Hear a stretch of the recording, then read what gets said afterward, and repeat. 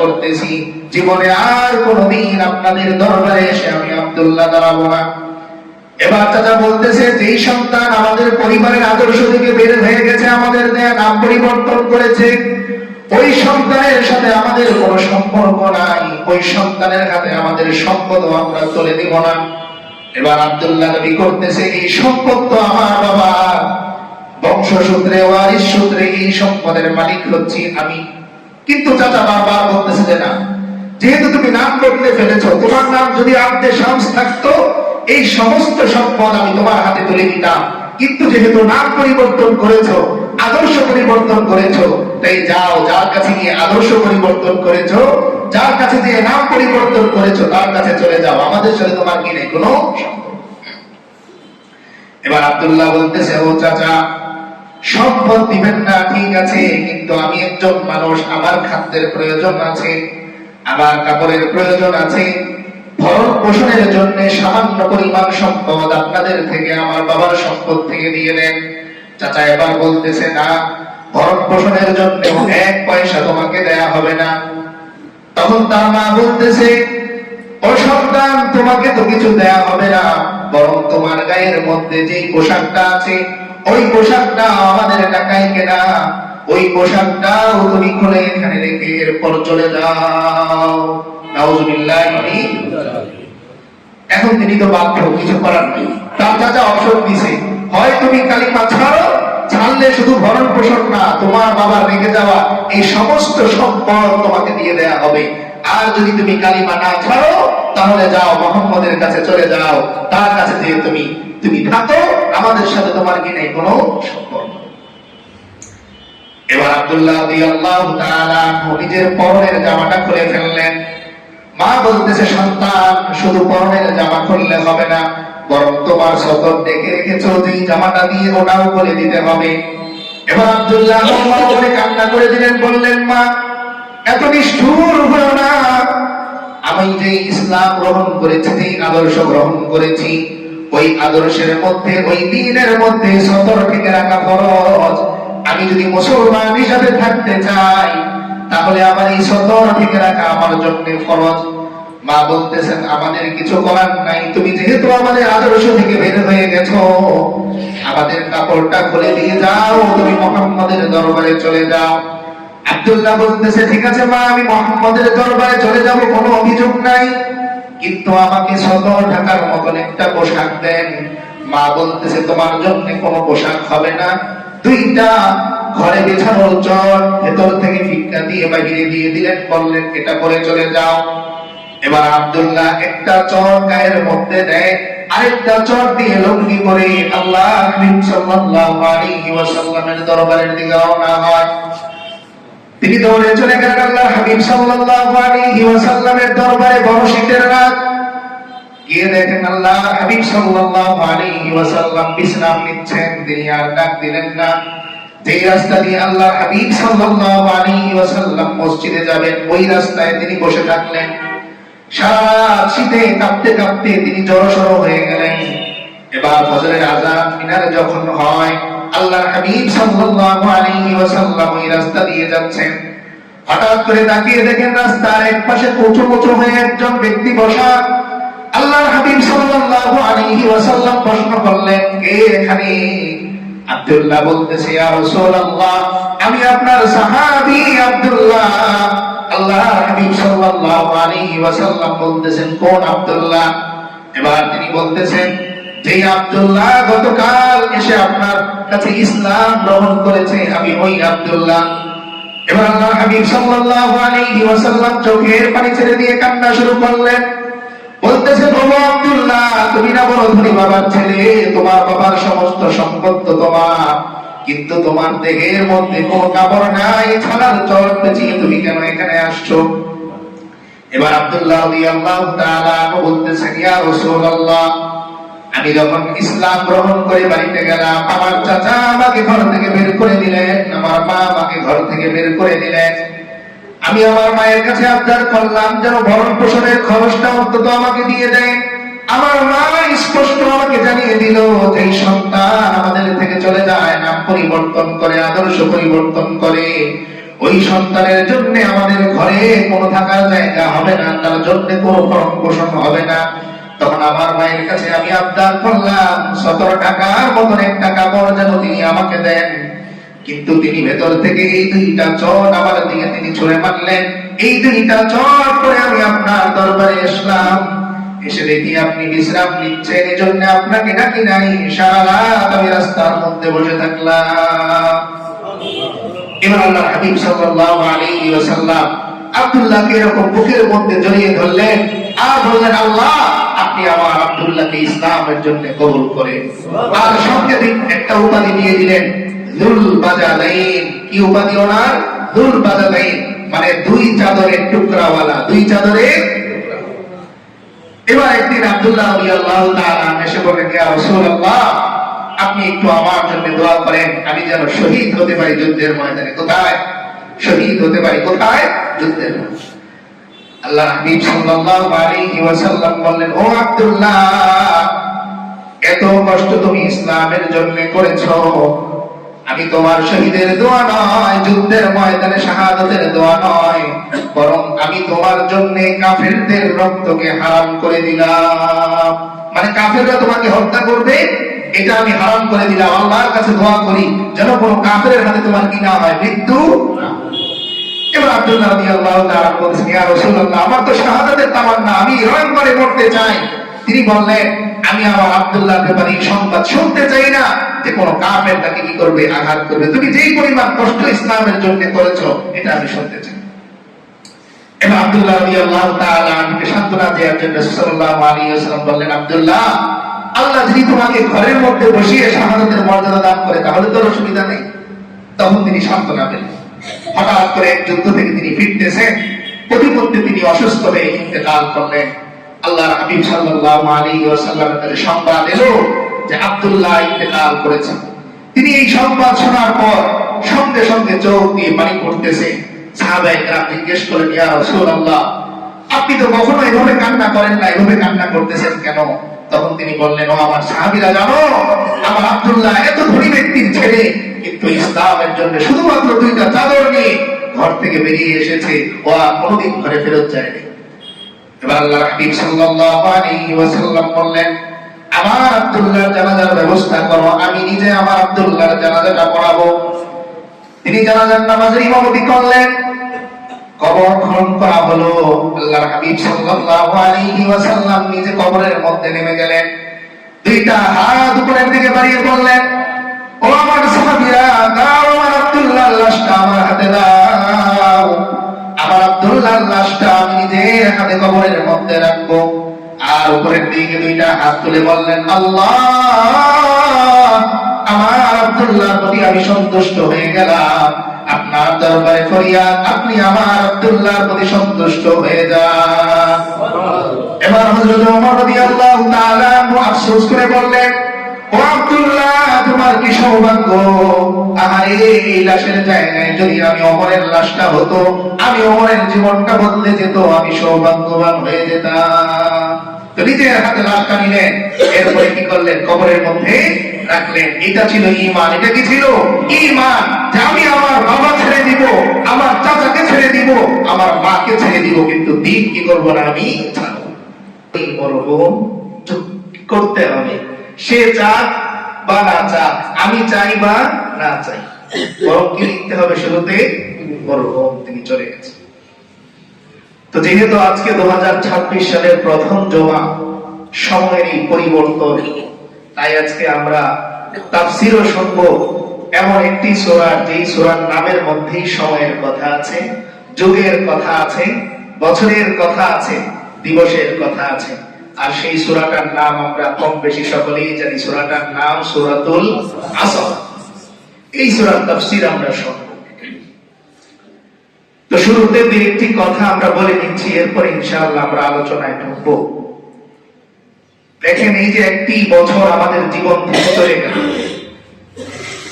নতুন বছর যখন আমরা শুরু করলাম, এত এত মসজিদে জুমার মিম্বারে আলোচনা হলো, মাহফিলে আলোচনা হলো, দোকানে দোকানে আলোচনা হলো, কিন্তু আফসোসের বিষয় হলো এই যে এই 31st নাইট, এই রাতে আতশবাজি মারা, এরপরে বাজি মারা কমেছে, কিন্তু কি হয় নাই, বন্ধ। এই জন্য মজার ব্যাপার হলো এই সূরার মধ্যে আল্লাহ তাআলা যুগের কথা বলেই প্রথমেই বলেছেন যে পৃথিবীর সব মানুষ ক্ষতির মধ্যে আছে, শুধুমাত্র 4 শ্রেণীর মানুষ ছাড়া। কারণ এত আলোচনা হলো, এত বোঝানো হলো, এত ভাবে দিক নির্দেশনা দেয়া হলো, তারপরেও যেই বাবা সতর্ক হলেন না, তিনি তার সন্তানের খুশির জন্য টাকা দিয়ে দিলেন। যেই যুবক ছেলেটা বিরত হলো না, সে তার ইচ্ছা পূরণের জন্য ছাদে 12টা বাজার আগেই অপেক্ষা করলো, সেও তো মুসলমান, সেও তো মানুষ, কিন্তু তাকে কি করতে পারে নাই, এই অপরাধ থেকে কেউ ফেরাতে পারে। এই জন্য আল্লাহ রাসূল সাল্লাল্লাহু আলাইহি ওয়াসাল্লাম এক হাদিসের মধ্যে বলেন যে, ও আমার সাহাবীরা, তোমরা যদি দেখো যে তোমার সামনে তোমার পরিবার, তোমার সন্তান আগুনের মধ্যে ঝাঁপ দিয়ে পড়তেছে, তখন তুমি কি করবে? একজন সচেতন মানুষ হিসেবে সমস্ত সাহাবায়ে কেরাম রাদিয়াল্লাহু তাআলা আজমাইন বলেন, ইয়া রাসূলুল্লাহ, অবশ্যই আমি আমার সন্তান, আমার পরিবার, আমার আত্মীয় স্বজনকে এই অগ্নিকাণ্ড থেকে আমি রক্ষা করব। তো এই জন্য আল্লাহ তাআলা কোরআনে কারীমের মধ্যে বললেন, বিসমিল্লাহির রহমানির রহিম, ইয়া আইয়ুহাল্লাযীনা আমানু কু আনফুসাকুম ওয়া আহলিকুম নারা। আল্লাহ বলেন, ও ঈমানদার বান্দা বান্দীরা, প্রথমে তোমরা তোমাদের নিজেদেরকে জাহান্নামের আগুন থেকে বাঁচাও। কু আনফুসাকুম, তোমরা তোমাদের নিজেদেরকে বাঁচাও। ওয়া আহলিকুম, এবং তোমাদের পরিবার পরিজনকে বাঁচাও না জাহান্নামের আগুন থেকে। আল্লাহ বলেন, ওয়াকুদুহান নাস ওয়াল হিজারা, জানো বান্দা, জাহান্নামের আগুন জ্বালানোর জন্য মানুষ আর পাথর দিয়ে আমি আল্লাহ জাহান্নামের আগুন জ্বালাবো। তো এমন একটা জাহান্নাম থেকে তুমি তোমার নিজেকেও বাঁচাও, তোমার আহাল পরিবার পরিজনকেও বাঁচাও। এই যে দেশে আজকে পুরো পৃথিবীতে এত নসিহত, এত দিক নির্দেশনা, এত আলোচনা হচ্ছে, পরিবর্তন কেন আসতেছে না? কারণ যারা আমরা নসিহত শুনতেছি তারা এখনো পর্যন্ত সচেতন হচ্ছি না, যারা আমরা নসিহত করতেছি তারাও এখনো পর্যন্ত পরিপূর্ণ সচেতন হচ্ছি না। বিধায় আলোচনা হচ্ছে, আলোচনা শুনছে, কিন্তু দেশের পরিবর্তন নাই, সমাজের পরিবর্তন নাই, ঘরের পরিবর্তন নাই। আমি আলোচনা শুনে যাই ধৈর্যে, কিন্তু আমার পরিবার তরকারিতে একটু নুন বেশি দিলেই তরকারিটা আমি কোথায় ফেলে দিই। আমি আলোচনা শুনতেছি যে আমার সন্তানের প্রতি আমার দায়িত্ব হচ্ছে তাকে দিন শিক্ষা দিব, কিন্তু আমার পুরো প্ল্যানটাই হচ্ছে তাকে শুধু ইঞ্জিনিয়ার কিভাবে আমি বানাবো, শুধু ডাক্তার আমি কিভাবে বানাবো, শুধু বিসিএস পরীক্ষায় কিভাবে সে উত্তীর্ণ হবে। আমি আলোচনা শুনতেছি ঠিকই যে কোরআনের একটা হরফ পড়লে 10 নেকি, কিন্তু আমি কোনোদিন আমার ঘরে কোরআন নিয়ে বসতেছি না যে অন্তত আমি একটা লাইন পড়ি আর আমার পরিবার একটা লাইন শুনুক, তারাও 10টা করে নেকি পেয়ে যায়। এই উদ্যোগ আমরা নিচ্ছি। যতদিন পর্যন্ত আমরা নিজেরা উদ্যোক্তা না হব, বরং নির্দিষ্ট একজন ব্যক্তির উপর পরিবর্তনের বিষয়টা ছেড়ে দিব, ততদিন পর্যন্ত পৃথিবী পরিবর্তন হবে। এজন্য রাসূল করিম সাল্লাল্লাহু আলাইহি ওয়াসাল্লামকে আল্লাহ বলেছেন, লাস্তা আলাইহিম বিমুসাইয়ির, ও আমার নবী, আপনি এত পেরেশান হয়েন না, এত অধৈর্য হয়েন না। আমি আল্লাহ আপনাকে তাদের উপর কর্তৃত্বকারী হিসেবে প্রেরণ করি নাই, বরং ইন্নামা আনতা নাযীর, বরং আপনার দায়িত্ব হচ্ছে সতর্ক করা, মানা না মানা দায়িত্ব হচ্ছে আপনার উম্মতের। আপনার কাজ হচ্ছে আপনি জাহান্নামের কথা তাদেরকে বলবেন, জান্নাতের সুসংবাদ তাদেরকে দিবেন। এবার তারা মানবে কি মানবে না, এই পুরো বিষয়টা আপনার উম্মতের উপর চলে যাবে, আপনি তাদের উপর চাপিয়ে দিতে পারবেন। আমি এখান থেকে আলোচনা করতে পারবো, কিন্তু আপনার ঘরে থেকে আমি আপনার উপর কি করতে পারবো না, কর্তৃত্ব। ঠিক তেমনি দেশের প্রধানও যিনি হবেন তিনি অনেক ভালো মানুষ হলেন। আমরা সবাই মিলে দোয়া করলাম যে আল্লাহ এমন একজন দেশ প্রধান আপনি দান করেন যিনি ইসলাম কায়েম করবে। তো তিনি তো প্রধান বলেন ইসলাম কায়েম করতে চান, কিন্তু আপনি আর আমি প্রস্তুত না, উনি সারা জীবন ইসলাম কায়েম করতে পারবেন। এজন্য সাহাবায়ে কেরামকে আল্লাহ রাসূল সাল্লাল্লাহু আলাইহি ওয়াসাল্লাম একটি হাদিস শোনালেন, আলা ওয়া কুল্লুকুম রাঈন ওয়া কুল্লুকুম মাসউলুন আন রাইয়াতিহি। ওয়া আমার সাহাবীরা শোনো, তোমরা প্রত্যেকেই একজন প্রধান, তোমরা প্রত্যেকেই দায়িত্বশীল। তুমি তোমার পরিবারের জন্য দায়িত্বশীল, তোমার সন্তানের জন্য দায়িত্বশীল, আর হাশরের ময়দানে এই দায়িত্বের ব্যাপারে তোমাকে জিজ্ঞাসা করা। একজন রাষ্ট্রপ্রধানকে যেরকম কিয়ামতের ময়দানে প্রশ্ন করা হবে তার প্রজাদের উপর ইনসাফ করেছে কিনা, জুলুম থেকে তাদেরকে রক্ষা করেছে কিনা, ঠিক তেমনি একজন বাবা হিসাবে আমাকে আপনাকে প্রশ্ন করা হবে আমি আমার সন্তানের উপর ইনসাফ করেছি কিনা, আমি আমার সন্তানকে জুলুম থেকে বাঁচিয়েছি কিনা, এই ব্যাপারে আমাকে আপনাকেও প্রশ্ন করা হবে। তো এই সূরা আসর এর ফজিলত কত? ইমাম শাফিঈ রাহমাতুল্লাহি আলাইহি বলেন যে আল্লাহ তাআলা যদি কোরআনে কারীমের এই 114টা সূরা এর মধ্যে শুধু সূরা আসর নাযিল করতেন, আর কোন সূরা তিনি নাযিল না করতেন, তাহলে এই একটা সূরা অর্থাৎ সূরাতুল আসর একজন মানুষের জিন্দেগি পরিবর্তনের জন্য, একজন মানুষের জিন্দেগি গোছানোর জন্য যথেষ্ট হয়ে যেত। এত দামি একটা সূরা। এই সূরার শুরুতেই আল্লাহ তাআলা বললেন ওয়াল আসরি, যুগের কসম, মহাকালের কসম, সময়ের কসম, দিবসের কসম। এই সূরা আসর, এই আসর শব্দের মধ্যে যোগ আছে, মহাকাল আছে, দিবস আছে, রাত আছে, দিন আছে। আল্লাহ হাবিব সাল্লাল্লাহু আলাইহি ওয়াসাল্লামকে প্রশ্ন করা হলো আইয়ুল আমালি আহাব্বু ইলাল্লাহ, ইয়া রাসূলুল্লাহ, আল্লাহ তাআলার কাছে কোন আমল বেশি পছন্দের? আল্লাহর হাবিব সাল্লাল্লাহু আলাইহি ওয়াসাল্লাম বলেন as-সালাতু আলা ওয়াক্তিহা, সময় মতো নামাজ পড়া। কোন আমল বেশি উত্তম? সময় মতো নামাজ পড়া। ধরেন আমি ফজরের নামাজ পড়লাম, 9টা বাজে পড়লাম, নামাজ তো পড়লাম। কেউ যদি জিজ্ঞেস করে আমাকে যে ফজরের নামাজ পড়েছেন, আলহামদুলিল্লাহ, কয়টা বাজে পড়েছেন? 9টা বাজে। ফজরের সময় ঘড়িতে দেয়া আছে, মসজিদে টানানো আছে। আপনার হাতে যে মোবাইল ফোন, এই মোবাইল ফোনের মধ্যে অ্যাপস পাওয়া যায় যেখানে দেয়া আছে কখন আপনার ফজরটা পড়তে হবে। আপনি আমি জোহরের নামাজ পড়লাম 3:30টায়, জোহরের নামাজ পড়েছি, কিন্তু কি হয় নাই? সময় মতো,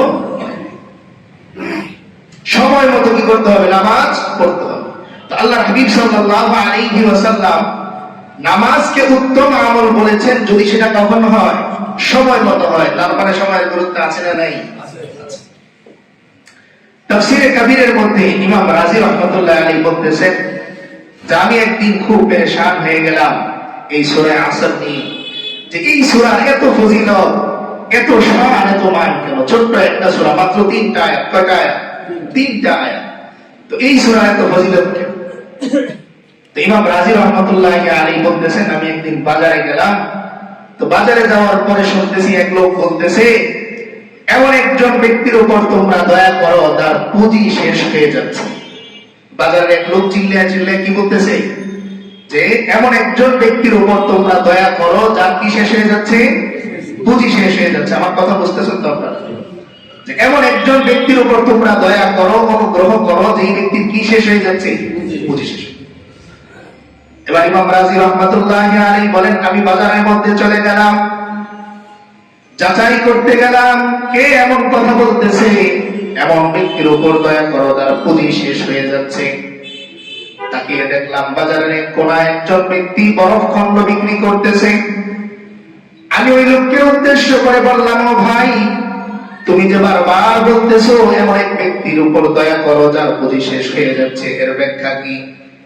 তিনি বললেন ও ভাই, তুমি কি দেখতেছো না আমি বরফ খন্ড বিক্রি করতে এনেছি, এই বরফ খন্ডে আমার পুঁজি, আমার কেশ। এই বরফ খন্ড যদি গলে যায় তাহলে আমি আর বিক্রি করতে পারবো না, আমার মূল পুঁজিটা শেষ হয়ে যাবে। এবার ইমাম রাজি রাহমাতুল্লাহি আলাইহি ওই বিক্রেতার সামনে বলতেছেন আলহামদুলিল্লাহিল্লাযী হাদানা লিহাযা, সমস্ত প্রশংসা ওই আল্লাহর যে আল্লাহ আমাকে এই জিনিসটা বুঝিয়েছেন। এবার ওই বাজারের বিক্রেতা ইমাম রাজি রাহমাতুল্লাহি আলাইহি এর উপর রাগ করলেন, বললেন আমার ভাই, এদিকে আমার পুঁজি শেষ হয়ে যাচ্ছে আর তুমি আল্লাহর প্রশংসা করতেছো। তিনি বলতেছেন, ভাই আমি তোমার পুঁজি শেষ হয়ে যাওয়ার কারণে আলহামদুলিল্লাহ বলি নাই, বরং একটু আগেও সূরাতুল আসরের ব্যাখ্যা আমি বুঝতেছিলাম না আল্লাহ কেন এত গুরুত্ব এই সূরার মধ্যে দিয়েছেন, কিন্তু এখন তোমার এই বরফ গলে যাওয়া দেখে আমি বুঝলাম এই সূরার কেন এত দাম। তখন ওই লোক আগ্রহ করে বলতেছে, ও ভাই তাহলে আমাকেও বলো তুমি এখান থেকে কি বুঝেছো। এবার ইমাম রাজি রাহমাতুল্লাহি আলাইহি বলতেছেন, ও আমার ভাই, যদি শুনতে চাও তাহলে মনোযোগ দাও তোমার বরফের দিকে। তোমার এই বরফ খণ্ডটা হচ্ছে আমাদের হায়াত, আমাদের জীবন। আস্তে আস্তে তোমার বরফ খণ্ড যেমন গলে যাচ্ছে, তোমার আমার হায়াত থেকে দিনগুলো এভাবে চলে যাচ্ছে। দেখতে দেখতে যেরকম একদিন এই বরফ খণ্ডটা একটা মুহূর্তে যে গলে শেষ হয়ে যাবে, ঠিক তেমনি দেখতে দেখতে একদিন আমার জীবন এবং তোমার জীবন এভাবে শেষ হয়ে যাবে। বরফ খণ্ড যেভাবে আর ফেরত আনা সম্ভব না, তোমার আমার জীবনের আয়ু শেষ হয়ে গেলেও ওইভাবে ফেরত আনা সম্ভব না। তখন ওই বাজারের যে বিক্রেতা তিনি বললেন যে এখন আমি বুঝেছি তোমার সুবহানাল্লাহ ওয়া আলহামদুলিল্লাহ বলার। তাহলে এই যে আল্লাহ তাআলা সূরাতুল আসর নাযিল করলেন, ওয়াল আসরি, যুগের এত কদর, যুগের এত দাম তিনি কেনই করলেন? যেন একজন মানুষ বুঝতে পারে যে আমার জীবন থেকে যে দিনগুলো চলে যাচ্ছে, আমার জীবন থেকে যে সময়গুলো চলে যাচ্ছে, এগুলো আর কোনোদিন কি করবে না, ফেরত আসবে। আল্লাহর হাবিব সাল্লাল্লাহু আলাইহি ওয়াসাল্লামের সাহাবায়ে কেরাম তারা যখন কোনো মজলিসে একসাথে হতেন, তো একসাথে হওয়ার পর এমন কোন মজলিস যেত না যেই মজলিসের মধ্যে পরস্পর একজন আরেকজনকে সূরা আসর কি করতেন না, শোনাতেন। বরং হাদিসের মধ্যে এসেছে, যখনই দুইজন সাহাবী আল্লাহর হাবিব সাল্লাল্লাহু আলাইহি ওয়াসাল্লামের দরবারে এসে উপস্থিত হতেন, তো একজন আরেকজনকে কি করতেন, সূরা আসর শোনাতেন। এত বেশি ফজিলত এই সূরাটা। এবার এই যে যুগের কসম আল্লাহ তাআলা করলেন, করার পরে কি কথা বলতেছেন, একটা ভয়ের কথা। ইন্নাল ইনসানা লাফি খুসর, আল্লাহ তাআলা বলেন সমস্ত মানুষ ক্ষতির মধ্যে আছে। সমস্ত মানুষ কোথায় আছে? ক্ষতির মধ্যে আছে। একটু খেয়াল করে শুনবেন, আরবিতে দুইটা শব্দ ক্ষতির জন্য আসে। কয়টা শব্দ? দুইটা শব্দ। একটা শব্দ হচ্ছে নোকসান, নুন কফ সাদ আলিফ নুন। একটা শব্দ হচ্ছে নোকসান, বাংলায় আমরা অনেকে লোকসান বলি গ্রামগঞ্জে, যে আমার ব্যবসায় কি হয়েছে, লোকসান হয়েছে। তো এটা আরবি শব্দ নোকসান, শব্দটা কি, নোকসান। দুই নম্বরে হচ্ছে খুসরান, খা সিন আলিফ নুন। একটা হচ্ছে নোকসান আর একটা হচ্ছে খুসরান। এই দুইটা শব্দের মধ্যে পার্থক্য কি? নোকসান বলা হয় যে ব্যক্তির ব্যবসার মধ্যে লস হয়েছে কিন্তু তার পুঁজিটা ঠিক আছে। তার কি ঠিক আছে? পুঁজিটা ঠিক আছে। যেমন আপনি 50,000 টাকা নিয়ে কিছু পণ্য ক্রয় করলেন, এরপর সেগুলো বিক্রি করার জন্য কোথাও বসলেন। এখন বিক্রি করার পরে দেখা গেল যে আপনার মূল পুঁজি তো আছে কিন্তু ব্যবসা 1 টাকাও হয় নাই। 50,000 টাকা ঠিক আছে, কিন্তু এই যে আপনি 3 দিন 4 দিন খাটলেন, এই খাটার কোন পারিশ্রমিক আপনার আসে নাই, কোন লভ্যাংশ আসে নাই। তো আরবিতে এটাকে বলা হয় নোকসান। এটাকে কি বলে? নোকসান। আর দ্বিতীয় যে শব্দটা খুসরান, খা সিন রা আলিফ নুন, এটা হচ্ছে যে গ্রাম বাংলায় একটা কথা বলে, আমও গেল সালাও গেল, আমও গেল সালাও গেল। মানে আপনি 50,000 টাকা দিয়ে কিছু পণ্য ক্রয় করলেন, করার পরে এবার বিক্রি করতেছেন, দেখা গেল যে বিক্রির পরে যখন আপনি হিসাব টান দিতেছেন তখন আপনার মূল ক্যাশ 35,000, 15,000 নাই। মূল পুঁজি থেকেই কি নাই, 15,000 নাই। এটাকে বলে খুসরান। তো আল্লাহ তাআলা বলতেছেন যে মানুষ খুসর, ক্ষতির মধ্যে আছে। কোন ক্ষতি? যেই ক্ষতি বলা হয় মূল পুঁজি কি চলে যাবে। তার মানে কত মারাত্মক কথা যে আমি আমার মূল পুঁজি কি করতেছি, শেষ করে ফেলতেছি, মূল পুঁজি আমি হারিয়ে ফেলতেছি। এই আয়াত যখন নাযিল হলো তখন সাহাবায়ে কেরাম রাদিয়াল্লাহু তাআলা আনহুম আজমাইন সকলেই পেরেশান হয়ে গেলেন যে তার মানে কি আমরাও সবাই ক্ষতির মধ্যে আছি। আয়াতের যখন এই দুইটা অংশ নাযিল হলো তখন পরের অংশ নাযিল হয়নি।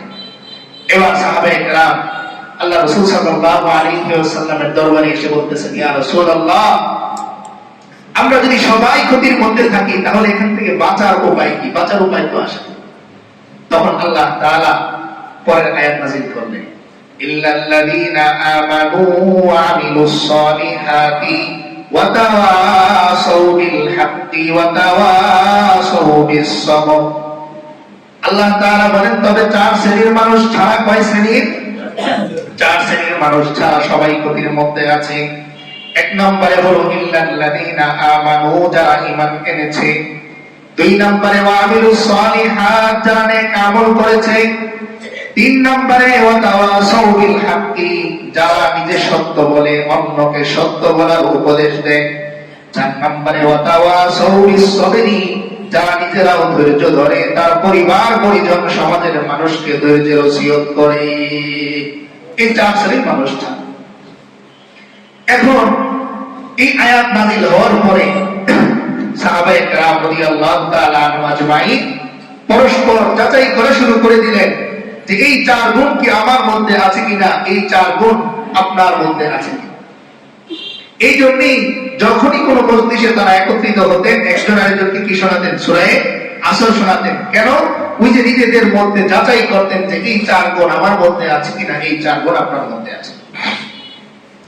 এখন এই যে আমরা ঈমানের অর্থ কি বুঝি, যে আমি বংশীয়ভাবে মুসলমান, তো আলহামদুলিল্লাহ ঈমান তো আছে, নামাজ মাঝে মাঝে পড়ি, শুক্রবারে পড়ি, ফজর আর এশা ছাড়া বাকি তিন ওয়াক্ত এক পরম ইস্তিক, এই তিন ওয়াক্ত ঠিক রাখি। জোহর আর আসর মাগরিব কখনো মিস হয় না, শুধু মিস হয়ে যায় ফজর ঘুমের কারণে আর এশা ব্যস্ততার কারণে।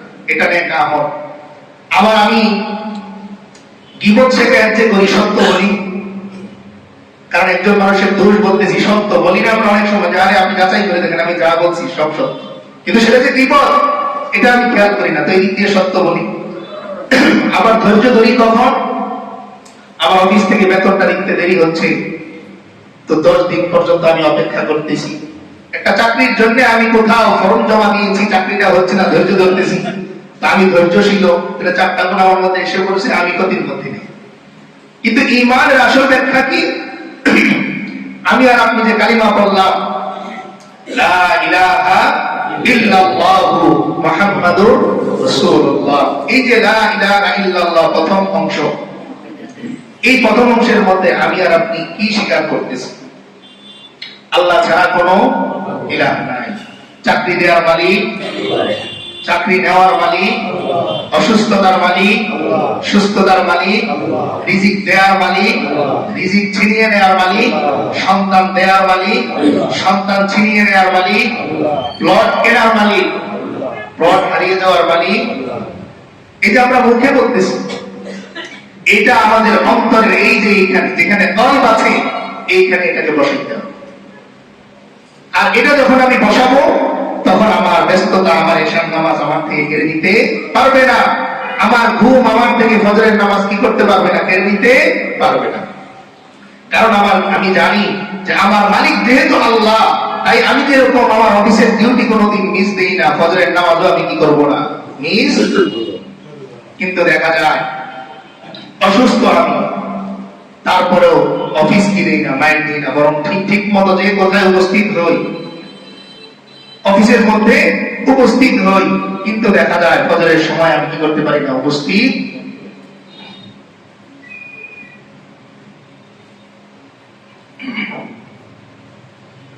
কেন? কারণ আমি আমার অফিসের বসকে মনের মধ্যে বসিয়েছি যে একদিন যদি আমি অনুপস্থিত হই, তাহলে তিনি আমার কি কেটে দিবেন, বেতন কেটে দিবেন।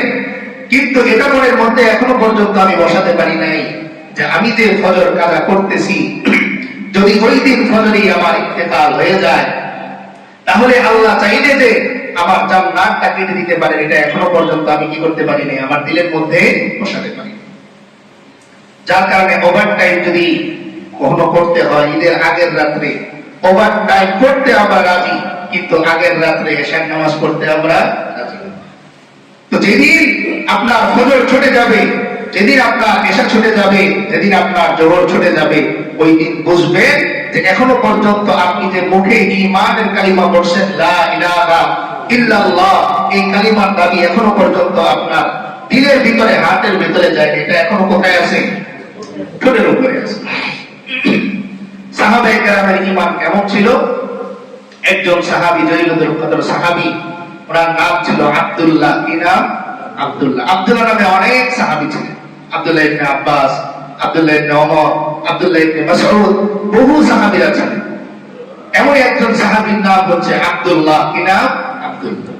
তবে আল্লাহ রাসূল সাল্লাল্লাহু আলাইহি ওয়াসাল্লাম তাকে একটা উপাধি দিয়েছেন, যে উপাধির কারণে এখনো পর্যন্ত মানুষ তাকে আলাদা করেছে। যেমন আব্দুল্লাহ ইবনে ওমর যদি বলা হয় তাহলে অনেকেই চিনে যে তিনি কার ছেলে? হযরত ওমর রাদিয়াল্লাহু তাআলা আনহুর ছেলে। আব্দুল্লাহ ইবনে আব্বাস বললে অনেকে এটা চিনে যে তিনি কার ছেলে? হযরত আব্বাস রাদিয়াল্লাহু তাআলা আনহুর ছেলে। ঠিক তেমনি আব্দুল্লাহ ইবনে মাসউদ রাদিয়াল্লাহু তাআলা আনহু বললে অনেকে এটা বোঝে যে এটা কার ছেলে? মাসউদ এর ছেলে। তো এই আব্দুল্লাহ রাদিয়াল্লাহু তাআলা আনহু একজন ধনী ফ্যামিলির সাহাবী। তার বাবা ছিল না, তার সমস্ত জায়গা সম্পত্তি তার যে চাচা ছিলেন ওই চাচার কাছে আমানত ছিল। তার বাবা ইন্তেকালের আগে তার ছোট ভাইয়ের কাছে দিয়ে গেলেন যে আমার যেহেতু একটাই সন্তান শুধু আব্দুল্লাহ, তো তার নাম আগে ছিল আব্দে শামস। কি ছিল? আব্দে শামস, অর্থাৎ সূর্যের বান্দা। তো তার চাচার কাছে সমস্ত সম্পদ আমানত হিসেবে থেকে গেল। তিনি একদিন আল্লাহ রাসূল সাল্লাল্লাহু আলাইহি ওয়াসাল্লামের দরবারের সামনে দিয়ে যাচ্ছেন, তো দেখেন ভেতরে ঈমানের আলোচনা হচ্ছে। কিসের আলোচনা? ঈমানের আলোচনা। তো আব্দুল্লাহ ভেতরে ঢুকলেন, ঢুকে অনেকক্ষণ তিনি আলোচনা শুনলেন। আলোচনা শোনার পর যখন সাহাবায়ে কেরাম রাদিয়াল্লাহু তাআলা আনহুম আজমাইন আল্লাহর হাবিব সাল্লাল্লাহু আলাইহি ওয়াসাল্লামের কাছে ঈমানের জন্য হাত বাড়িয়ে দিলেন, বায়াতের জন্য হাত বাড়িয়ে দিলেন, তখন আব্দুল্লাহ রাদিয়াল্লাহু তাআলা আনহু তখনও পর্যন্ত ইসলাম গ্রহণ করে নাই। আব্দে শামস নাম। তিনি বললেন, ইয়া রাসূলুল্লাহ, ইয়া হাবিবাল্লাহ, আপনার সাহাবীদেরকে আপনি ঈমানের কালিমা পড়াচ্ছেন। আমি একজন ধনী বাবার সন্তান, আমার বাবা দুনিয়ায় নাই, আমার চাচা আমার দেখভাল করে। আমি আমার চাচার থেকেও অনুমতি নিই নাই, আমার মায়ের থেকে অনুমতি নিই নাই, কিন্তু আপনার আলোচনা শুনে আমার দিলের মধ্যে ঈমানের প্রতি আগ্রহ তৈরি হয়েছে। দেন আমাকে পড়িয়ে দেন, আশহাদু আল্লা ইলাহা ইল্লাল্লাহ ওয়া আশহাদু আন্না মুহাম্মাদার রাসূলুল্লাহ। তিনি কালিমা পড়ে মুসলমান হয়ে গেলেন। এবার আল্লাহ রাসূল সাল্লাল্লাহু আলাইহি ওয়াসাল্লাম তাকে ডাক দিয়ে বললেন, বাবা তোমার নাম কি? তিনি বললেন, আমার নাম আব্দে শামস, মানে সূর্যের বান্দা। কার বান্দা? সূর্যের। আল্লাহর হাবিব সাল্লাল্লাহু আলাইহি ওয়াসাল্লাম বললেন, যেহেতু তুমি কালিমা পড়ে মুসলমান হয়ে গেছো, আজকে থেকে তোমার নাম আব্দে শামস নয়, আজকে থেকে তোমার নাম হচ্ছে আব্দুল্লাহ। কার বান্দা? আব্দুল্লাহ। এবার তিনি বাড়িতে গেলেন। বাড়িতে যাওয়ার পরে ওনার চেহারার মধ্যে কেমন নূর চমকাচ্ছে। সুবহানাল্লাহ। ওনার চাচা দেখে বলতেছেন, ভাতিজা তোমার চেহারার মধ্যে কেমন নূর চমকায়, কোত্থেকে আসছো? এবার আব্দুল্লাহ বলতেছে, ও চাচা, আমার নাম আব্দে শামস নয়, সাবধান, আমাকে আব্দে শামস বলে ডাকবেন না, আজকে থেকে আমাকে আব্দুল্লাহ বলে ডাকবেন। তো তার চাচা তো বলছেন যে নাম পরিবর্তন হয়ে গেছে, তাহলে আদর্শ কি হয়েছে? পরিবর্তন। এবার তার চাচা রাগ করে বললেন, আব্দুল্লাহ তুমি কি মুহাম্মাদের হাতে কালিমা পড়ে মুসলমান হয়ে গেছো? ভাতিজা বলতেছে, ও চাচা, নাম দেখি কি বোঝেন না, আমি কালিমা পড়ে মুসলমান হয়ে গেছি। এবার চাচার থেকে সরে তিনি ঘরে ঢুকবেন। তার মায়ের কাছে সংবাদ আগেই পৌঁছেছে, আপনার সন্তান আব্দে শামস কালিমা পড়ে মুসলমান হয়ে আব্দুল্লাহ নাম নিয়ে ফিরতেছে। এবার মা ভিতর থেকে বলতেছে, কে? বলতেছে, মা আমি আপনার সন্তান আব্দুল্লাহ। বলে, আমার আব্দুল্লাহ নামে কোনো সন্তান নাই, আমার সন্তান যেটা ছিল তার নাম কি? আব্দে শামস। আব্দুল্লাহ নামে আমার কোনো কি নাই। এবার আব্দুল্লাহ বলতেছে, ও মা, আপনার যেই সন্তানের নাম আব্দে শামস ছিল ওই সন্তানই আমি, কিন্তু মুহাম্মদুর রাসূলুল্লাহ সাল্লাল্লাহু আলাইহি ওয়াসাল্লামের হাতে কালিমা পড়ে মুসলমান হয়ে যাওয়ার পর তিনি আমার নাম আব্দে শামস থেকে তিনি আব্দুল্লাহ দিয়েছেন। এবার মা বলতেছে, যার কাছে যে নিজের নাম পরিবর্তন করেছো, আদর্শ পরিবর্তন করেছো, যাও আজকে থেকে তার দরবারে চলে যাও, আমাদের পরিবারের সাথে আর তোমার কোনো সম্পর্ক থাকবে না। এবার আব্দুল্লাহ দৌড়ে গেল চাচার কাছে, ও চাচা, আপনার কাছে আমার বাবা সম্পদগুলো আমানত দিয়ে রেখেছেন, ওই সম্পদগুলো আমাকে আপনি দিয়ে দেন। ওয়াদা করতেছি জীবনে আর কোনোদিন আপনাদের দরবারে এসে আমি আব্দুল্লাহ দাঁড়াবো না। এবার চাচা বলতেছে, যেই সন্তান আমাদের পরিবারের আদর্শ থেকে বের হয়ে গেছে, আমাদের দেয়া নাম পরিবর্তন করেছে, ওই সন্তানের সাথে আমাদের কোনো সম্পর্ক নাই, ওই সন্তানের হাতে আমাদের সম্পদ আমরা তুলে দিব না। এবার আব্দুল্লাহ নবী করতেছে, এই সম্পদ তো আমার বাবা, বংশসূত্রে ওয়ারিশ সূত্রে এই সম্পদের মালিক হচ্ছি আমি। কিন্তু চাচা বারবার বলতেছে যে না, যেহেতু তুমি নাম বদলে ফেলেছো, তোমার নাম যদি আব্দে শামস থাকতো, এই সমস্ত সম্পদ আমি তোমার হাতে তুলে দিতাম। কিন্তু যেহেতু নাম পরিবর্তন করেছো, আদর্শ পরিবর্তন করেছো, তাই যাও, যার কাছে গিয়ে আদর্শ পরিবর্তন করেছো, যার কাছে গিয়ে নাম পরিবর্তন করেছো, তার কাছে চলে যাও, আমাদের সাথে তোমার কি নেই কোনো সম্পর্ক। এবার আব্দুল্লাহ বলতেছে, ও চাচা, সম্পদ দিবেন না ঠিক আছে, কিন্তু আমি একজন মানুষ, আমার খাদ্যের প্রয়োজন আছে, আমার কাপড়ের প্রয়োজন আছে, ভরণ পোষণের জন্য সামান্য পরিমাণ সম্পদ আপনাদের থেকে, আমার বাবার সম্পদ থেকে দিয়ে দেন। চাচা এবার বলতেছে, না, ভরণ পোষণের জন্য 1 পয়সা তোমাকে দেয়া হবে না। তখন তার মা বলতেছে, ও সন্তান, তোমাকে তো কিছু দেয়া হবে না, বরং তোমার গায়ের মধ্যে যে পোশাকটা আছে, ওই পোশাকটা আমাদের টাকায় কেনা, ওই পোশাকটাও তুমি খুলে এখানে রেখে এরপর চলে যাও। নাউজুবিল্লাহ। এখন তিনি তো বাধ্য, কিছু করার নেই। তার চাচা অবসর দিছে, হয় তুমি কালিমা ছাড়ো, ছাড়লে শুধু ভরণ পোষণ না, তোমার বাবা রেখে যাওয়া এই সমস্ত সম্পদ তোমাকে দিয়ে দেয়া হবে। আর যদি তুমি কালিমা না ছাড়ো, তাহলে যাও, মুহাম্মদের কাছে চলে যাও, তার কাছে দিয়ে তুমি থাকো, আমাদের সাথে তোমার কি নেই কোনো সম্পর্ক। এবার আব্দুল্লাহ রাদিয়াল্লাহু তাআলা নিজের পরনের জামাটা খুলে ফেললেন। মা বলতেছে, সন্তান, শুধু পরনের জামা খুললে হবে না, বরং তোমার সতর ডেকে রেখেছো যেই জামাটা দিয়ে, ওটাও খুলে দিতে হবে। এবার আব্দুল্লাহ করে কান্না করে দিলেন, বললেন, মা, এত নিষ্ঠুর হলো না, আমি যে ইসলাম গ্রহণ করেছি, যে আদর্শ গ্রহণ করেছি, ওই আদর্শের মধ্যে, ওই দ্বীনের মধ্যে সতর থেকে রাখা ফরজ। আমি যদি মুসলমান হিসাবে থাকতে চাই, তাহলে আমার এই সতর থেকে রাখা আমার জন্য ফরজ। মা বলতেছেন, আমাদের কিছু করার নাই, তুমি যেহেতু আমাদের আদর্শ থেকে বের হয়ে গেছো, আমাদের কাপড়টা খুলে দিয়ে যাও, তুমি মুহাম্মদের দরবারে চলে যাও। আব্দুল্লাহ বলতেছে, ঠিক আছে মা, আমি মুহাম্মদের দরবারে চলে যাব, কোনো অভিযোগ নাই, কিন্তু আমাকে সতর ঢাকার মতন একটা পোশাক দেন। মা বলতেছে, তোমার জন্য কোনো পোশাক হবে না, 2টা ঘরে বিছানোর চট ভেতর থেকে ফিক্কা দিয়ে বাইরে দিয়ে দিলেন, বললেন, এটা পরে চলে যাও। এবার আব্দুল্লাহ একটা চট গায়ের মধ্যে দেয়, আরেকটা চট দিয়ে লুঙ্গি পরে আল্লাহ হাবিব সাল্লাল্লাহু আলাইহি ওয়াসাল্লামের দরবারের দিকে রওনা হয়। তিনি দৌড়ে চলে গেলেন আল্লাহ হাবিব সাল্লাল্লাহু আলাইহি ওয়াসাল্লামের দরবারে। বড় শীতের রাত, গিয়ে দেখেন আল্লাহ হাবিব সাল্লাল্লাহু আলাইহি ওয়াসাল্লাম বিশ্রাম নিচ্ছেন। তিনি আর ডাক দিলেন না। যে রাস্তা দিয়ে আল্লাহ হাবিব সাল্লাল্লাহু আলাইহি ওয়াসাল্লাম মসজিদে যাবেন, ওই রাস্তায় তিনি বসে থাকলেন। সারা শীতে কাঁপতে কাঁপতে তিনি জড়সড় হয়ে গেলেন। এবার ফজরের আযান মিনারে যখন হয়, আল্লাহ হাবিব সাল্লাল্লাহু আলাইহি ওয়াসাল্লাম ওই রাস্তা দিয়ে যাচ্ছেন।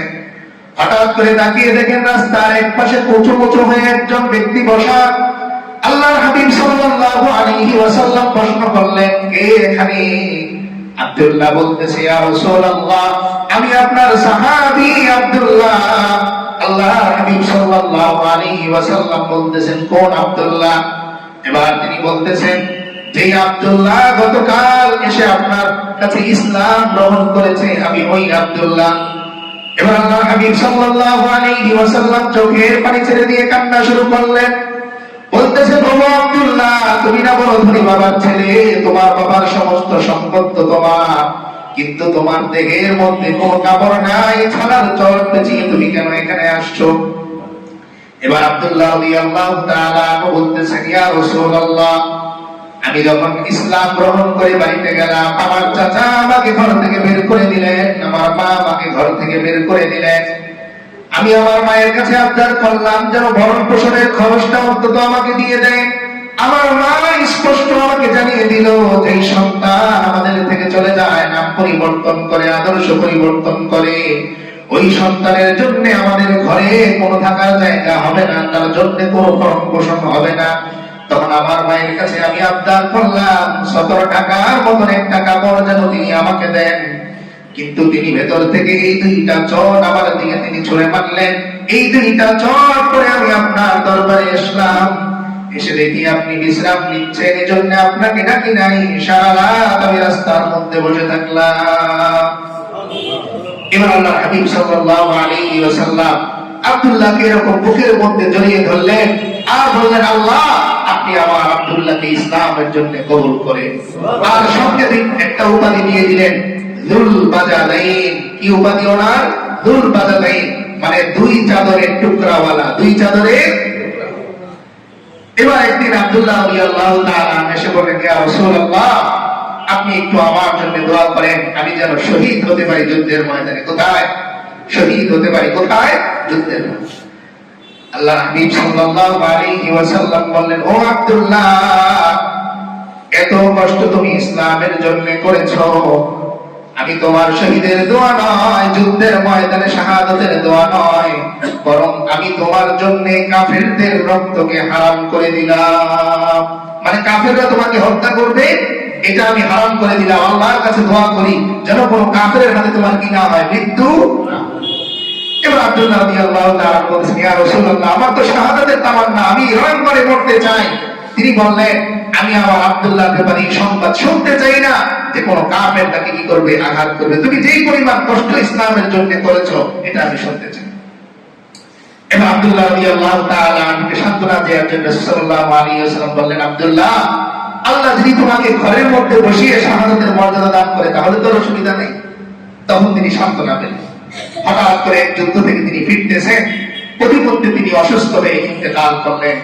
আল্লাহর হাবিব সাল্লাল্লাহু আলাইহি ওয়াসাল্লামের কাছে সংবাদ এলো যে আব্দুল্লাহ ইন্তেকাল করেছেন। তিনি এই সংবাদ শোনার পর সঙ্গে সঙ্গে চোখ দিয়ে পানি পড়তেছে। সাহাবায়ে কেরাম জিজ্ঞেস করলেন, ইয়া রাসূলুল্লাহ আপনি তো কখনো এভাবে কান্না করেন না, এভাবে কান্না করতেছেন কেন? তখন তিনি বললেন, ও আমার সাহাবীরা জানো, আমার আব্দুল্লাহ এত ধনী ব্যক্তির ছেলে, কিন্তু ইসলামের জন্য শুধুমাত্র 2টা চাদর নিয়ে ঘর থেকে বেরিয়ে এসেছে, ও আর কোনোদিন ঘরে ফেরত যায়নি। এবার আল্লাহর হাবিব সাল্লাল্লাহু আলাইহি ওয়াসাল্লাম বললেন, আমার আব্দুল্লাহর জানাজার ব্যবস্থা করো, আমি নিজে আমার আব্দুল্লাহর জানাজাটা পড়াবো। তিনি জানাজার নামাজের ইমামতি করলেন। কবর খনন করা হলো। আল্লাহর হাবিব সাল্লাল্লাহু আলাইহি ওয়াসাল্লাম নিজে কবরের মধ্যে নেমে গেলেন। 2টা হাত উপরের দিকে বাড়িয়ে বললেন, ও আমার সাহাবীরা দাও আমার আব্দুল্লাহর লাশটা আমার হাতে দাও। আমার আব্দুল্লাহর লাশটা আমি নিজের হাতে কবরের মধ্যে রাখবো। আর উপরের দিকে 2টা হাত তুলে বললেন, আল্লাহ